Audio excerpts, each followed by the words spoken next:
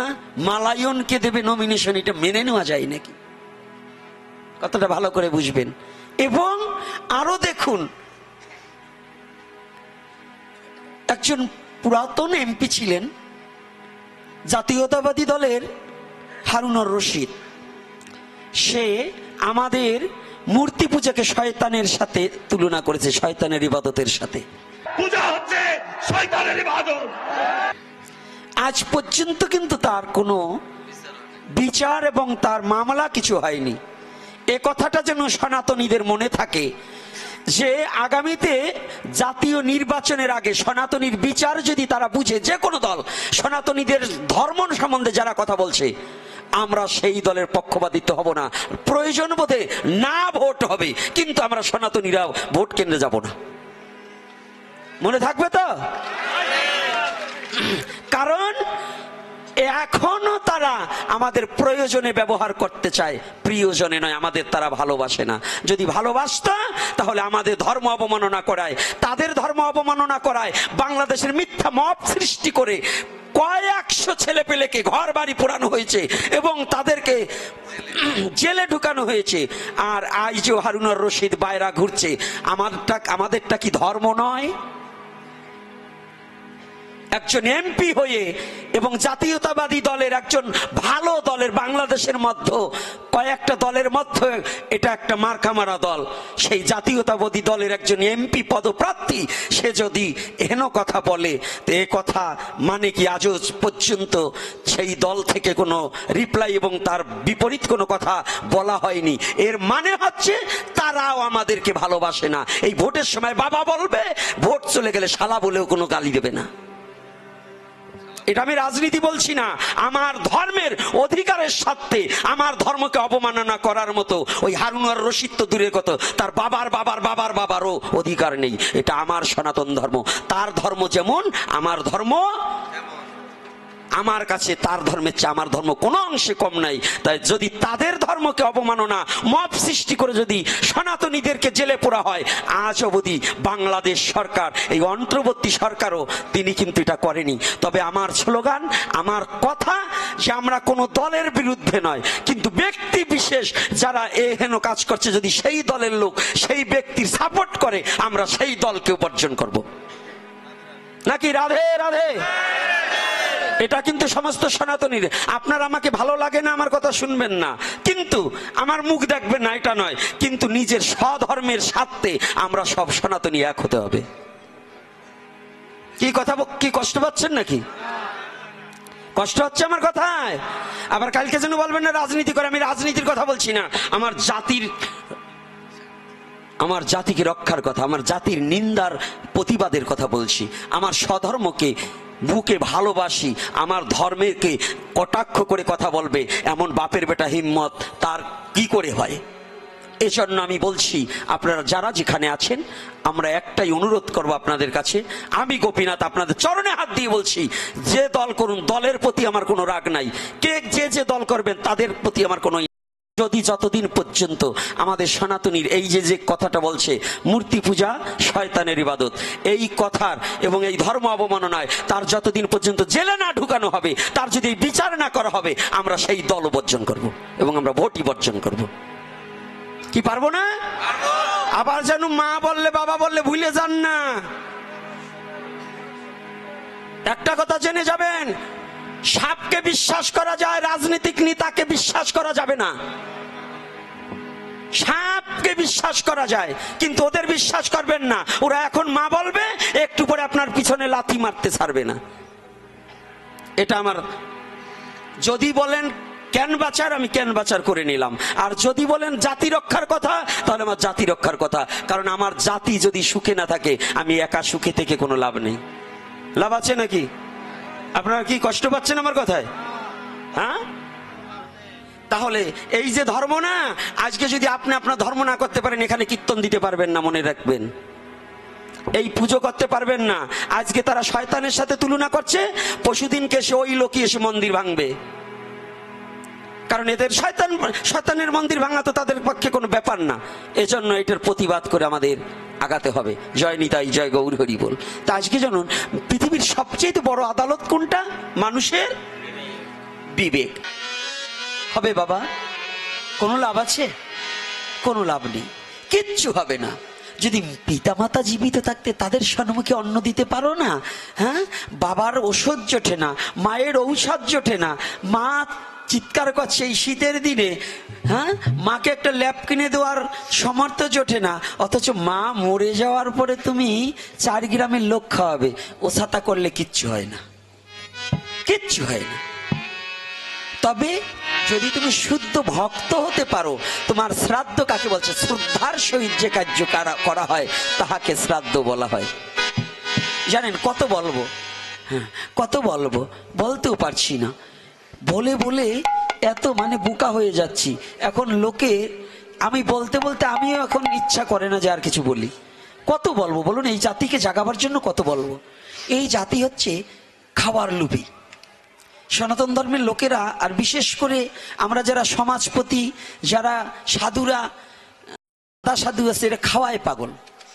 এই খাওয়ায় পাগল হলে ধর্মকে টিকিয়ে রাখা যাবে না। খাওয়াটাকে একটু কম খেতে হবে। মোটা পোলার চাল না খেয়ে মোটা চাল খেয়ে যদি 50 জনের জায়গায় 200-তে খেতে পারি, আমরা ওই মোটা চালের অন্ন খাবো, তবুও আমরা সবাই মিলে খাবো। কি এটাই তো ধর্ম নাকি? রাধে রাধে, এটা ধর্ম? না পোলাও রান্না করে ঘরে বসে জম্বের খাওয়া নিজেরা খাবো, ওটা ধর্ম? কোনটা ধর্ম কোনটা? তা যদি এটা হয় আপনারা রাগ করবেন না, আজকে একটা কথা বলে যাই, কারণ যেহেতু বিভিন্ন জায়গার লোক আসছেন, আমি চরণে হাত রেখে বলছি, কষ্ট পাবেন না, একটা কথা বলছি, ভগবানকে মানার কথা। আচ্ছা বলুন তো, ইরশাদ চাচা তো মরিয়ে গেছে, কিন্তু ইরশাদ আইন তো একটা, ইরশাদের আমলে ইরশাদ একটা ব্যক্তিগত আইন পাশ করছিল না? পাশ করছে কিনা?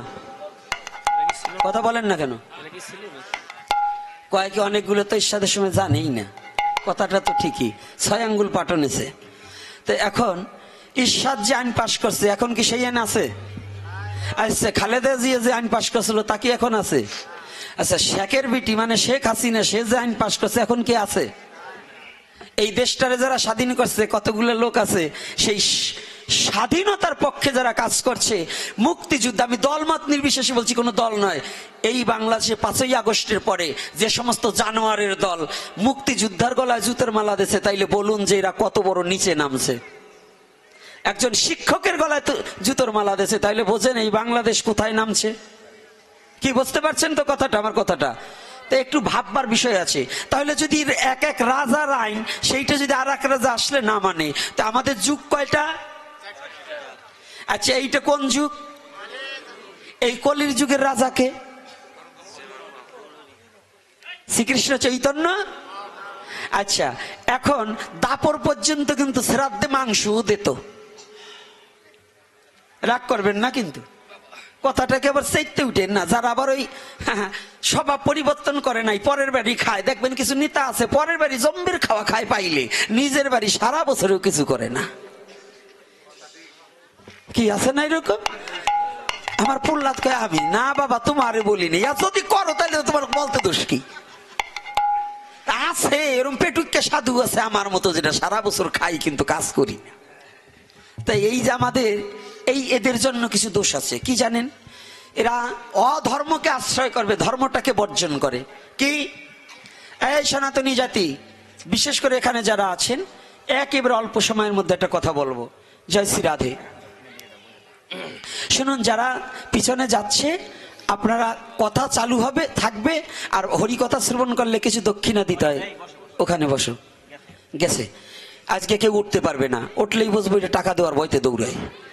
ওই যার যেমন সামর্থ্য আছে সে তেমন ভগবানের সেবায় দিবেন। আপনাদের এই অনুদানে আমার পেট চলে, মন্দির চলে, কথাটা বলছেন। এগুলো চালাতে হয় আপনাদের কাছে ভিক্ষা পেতে। আমি ধান কালেকশনে আসতে পারি না, এই যে আসরে যা ভিক্ষা করি তাই দিয়ে চালাতে হয়। তবে আপনারা যার যার সুবিধা মতো দিয়েন, না থাকলে চাই না, থাকলে দেবেন না, তাইলে আড়াই যাবে। জয় শ্রী রাধে রাধে। আর যেটা ছিঁড়া টাকা দেবেন, যেটা চলে না, ওই এক জায়গাতে 1500 টাকা দিয়েছে জাল, জাল টাকা দিয়েছে 1500, আর ওই 10 টাকার নোট 100 টাকার নোট যেটা একেবারে চলে না, কোনো জায়গা চালাবার পার না, ভাগবতে এসে দেয়। আমি অনুরোধ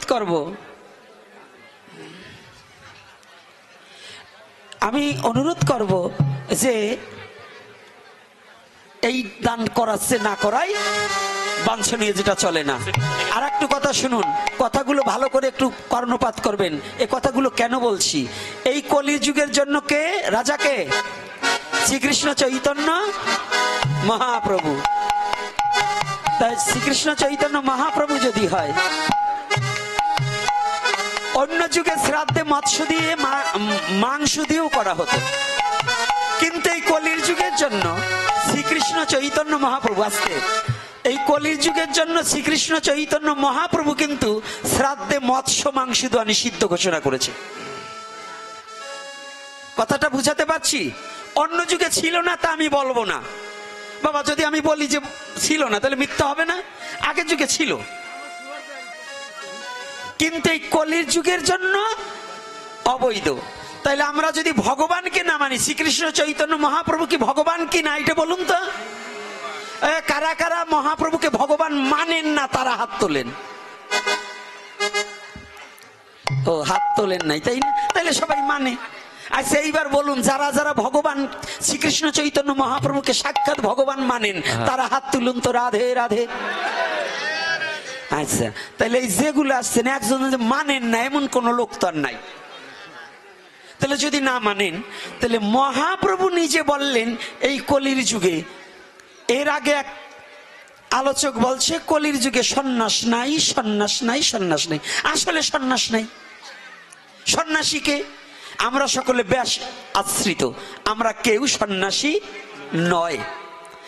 আমাদের স্বরগোস্বামীর ধারা প্রবাহিত, মানে মহাপ্রভু থাকার পরেও স্বরগোস্বামীকে মহাপ্রভু যে বেশ দিয়েছে আমরা সেই ডোর কপিনটাকে আশ্রয় করি।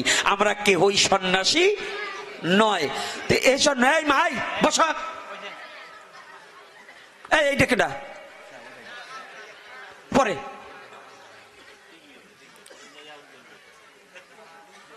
এত কথা বলো কেন? দিবা 10 টাকা, তার মধ্যে ঝগড়া করে মনে হয় 50,000 দেবে। তা শোনো আগে, আরে মাঝে মাঝে একটু সবকিছু দিতে হয় না? না আসলে হয় নাকি? যেখানে আনন্দ সেখানেই তো গোবিন্দ, যে জায়গায় আনন্দ নাই সেখানে গোবিন্দ নাই। তাই বলে আবার আনন্দ আর গোবিন্দ দুই ভাই তারা না। ওরা আবার যারা ওই গোবিন্দ আর আনন্দ আছে ভুলে যাচ্ছে, আমরা সারা বলে হবে না, কিন্তু তারা না। তো এইবার শুনুন, ভালো করে জানুন, এই যে এই শ্রাদ্ধে কিন্তু মৎস্য দেওয়া, এটা কিন্তু আপনাদের চরণে হাত রেখে বলছি, এক টুকরো মাছের জন্য অধর্মকে প্রচার করবেন না, স্বার্থর জন্য অধর্মকে আশ্রয় করবেন না। মাছ পাবেন কতটুকু, এক টুকরো পেলেও পারেন, না পেলেও পারেন। এজন্য এই মাছের জন্য শ্রাদ্ধে আপনি বাধা দিয়েন না। নিরামিষভাবে শ্রাদ্ধ করে ভগবানের প্রসাদ দিলে পরে আপনি পাবেন প্রসাদ। এক টুকরা মাছ খায় শৃগাল কুকুরে, আর ওদিন যদি আপনি মাছ টুকরো বন্ধ করে ভগবানকে নিবেদন করে অর্পণ করে যদি একটু তুলসী দিয়ে একটা প্রসাদ পেতে পারেন, আপনি বলুন তো আপনার জীবনের ওই বাড়ির প্রসাদটা পাওয়াও তো জীবনের শেষ প্রসাদ পাওয়া হতে পারে, আর ভাগ্যে নাও তো ঘটতে পারে। তবু তো আপনার জীবনে প্রসাদ পেয়ে মৃত্যু হলো। আর যদি ওই শৃগাল কুকুরের খাবারটা, আমরা তো মানুষ সর্বভোগ হয়ে গেছি, পশুর খাবারগুলোই আমরা খাই, ভালো খাবার চাই না। আমি কাউকে ঘৃণা করছি না, তবে একটু পরিবর্তন হন। আপনি বাড়িতে মাছ মাংস খান, আপত্তি নেই, আপনাকে আমি নিষেধ করতে পারবো না, কারণ যার যার রুচিসম্মত খাবার খাক, আমি তারা নিষেধ করব না। কিন্তু অনুরোধ করছি যে শ্রাদ্ধটায়, অন্নপ্রাশনে, স্বাদ ভক্ষণে অন্তত একটু মাছ মাংসটাকে বর্জন করুন। এটা আমি অনুরোধ করছি। আমি আজকে বকাবকি দেব না। এই দুই পণ্ডিতে কইছে বাবা আর ওই অঞ্চলে কেউ বকাবকি দেবেন, আপনারা কেউ চোখ পাইতে দেখতে পারে না, তাই এই জন্য আমি আর বকাবকি দেব না। আপনাদের চরণে হাত রেখে বলছি, অন্নপ্রাশন, স্বাদ ভক্ষণ, শ্রাদ্ধে মৎস্য মাংস ভক্ষণ, এই তিনটায় বস্তুতে একটু মাছ মাংস ভক্ষণটাকে বর্জন করুন। কি পারবেন না? রাধে রাধে। কারাই পক্ষে আছেন হাত তুলুন তো। রাধে রাধে। 12 আনি হাত উঁচু করছে, 2-1 বাকি আছে। তা আপনাদের চরণে হাত রেখে বলছি, যদি কেউ মৎস্যের শ্রাদ্ধ করে, আপনাদের যদি না বলে, বললেও যাবেন না। খাওয়া বন্ধ করলে ওরা দেওয়া বন্ধ করবে, খাওয়া বন্ধ করলে দেওয়া বন্ধ করবে। আপনি অন্যদিন মাছ মাংস খাবেন, আপত্তি নাই, আমার কোনো আপত্তি নাই। শুধু শ্রাদ্ধটাকে বন্ধ করুন এবং একাদশীটা প্রতিপালন করুন। নাকি করা যাবে না? কি এটাকে আমি আপনাদের বকাবকি করে বলছি? তাইলে এর সে আর ভালো কথা আমি বলতে পারলাম না। তবে আর একটা, এই আমাদের আমগ্রাম নিবাসী পলাশ স্বর্ণকার, তাই না? আরে ভুলই নাই, ও জায়গা যাবানে। আজকে অকাল বোধন হয়েছে, ছেলেটা অ্যাক্সিডেন্ট করে হলক থেকে পরলোকে গমন করছে। সকলে একটু প্রার্থনা করবেন যেন পলাশের আত্মাটা যেন ভগবান যেভাবেই, আমরা বলছি অকাল কিন্তু এটাই তার সকাল, আর আমরা যাকে সকাল বলছি সেটাও তার অকাল হতে পারে। তাই ভগবান যেভাবেই তাকে নিয়ে না কেন, ভগবান যেন কৃপা করে তার জীবনের সমস্ত অপরাধ ক্ষমা করে দিয়ে ভগবানের রাতুল চরণে যেন একটু স্থান দেয়। আপনারা সকলে একটু প্রার্থনা করবেন তার জন্য। আজকে সন্ধ্যায় এই ঘটনা ঘটেছে। তবে আমি প্রার্থনা সনাতনীদের মধ্যে যদি যারা চরিত্রবান থাকবে তাদের জন্য প্রার্থনা করি, আর যদি সনাতন ধর্মে জন্মগ্রহণ করে ধর্মান্তরিত হওয়ার লাইন যারা দেখাবে ওটা যাতে তাড়াতাড়ি মরে, এই ব্যবস্থাই আমি ভগবানের কাছে প্রার্থনা করি। তাই সবাই ধীরে ধীরে ভক্তগণ শুনবেন দিয়া মন, এখন কিছু কথায় আমি করিব বর্ণন।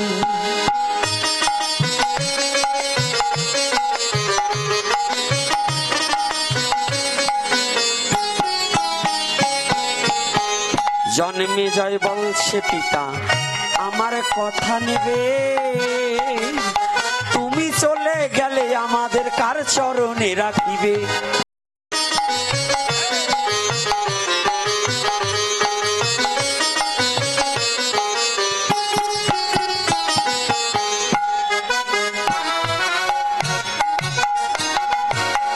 রাজন বলছে শোনো বাবা তোমারে জানাই, বিপদের কালে কৃষ্ণ বিনে কোনো কেহ নাই।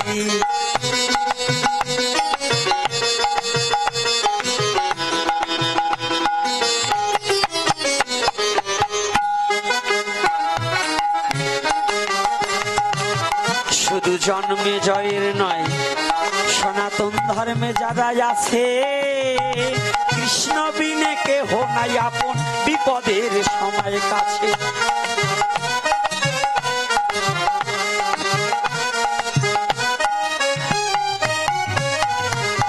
পরিশেষে একটা কথা বলিবারে চাই, আমাদের এই গ্রামের অনেক ছেলে বহিরাগত বিদেশগামী আছে, তাই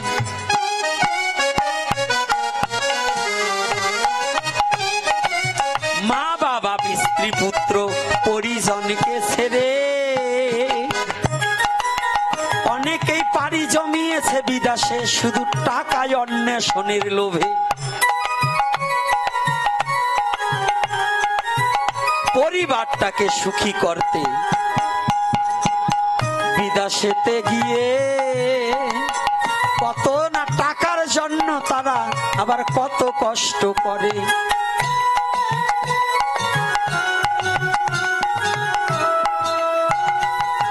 তাদের অনুদানে কত অনুষ্ঠান হয়, তাদের অনুদান না হলে পরে অনুষ্ঠান করতে কষ্ট হয়।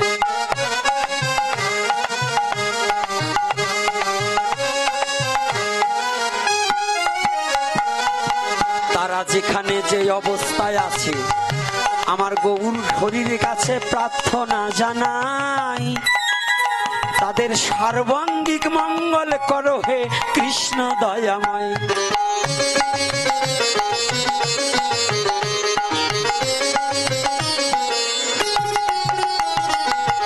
তাদের যেন রোগ শোক সব দূরীভূত হয়, তাদের ভিতরে যেন শুদ্ধ কৃষ্ণ প্রেম হয়।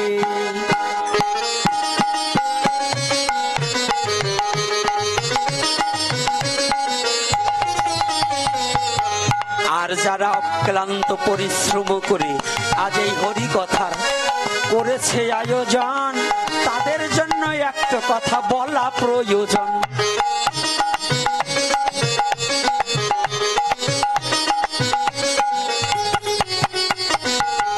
তাদের জানি দুর্বুদ্ধি নাশ হইয়ে প্রেম উদয় হয়, এই করুণা করো তুমি গৌর দয়াময়।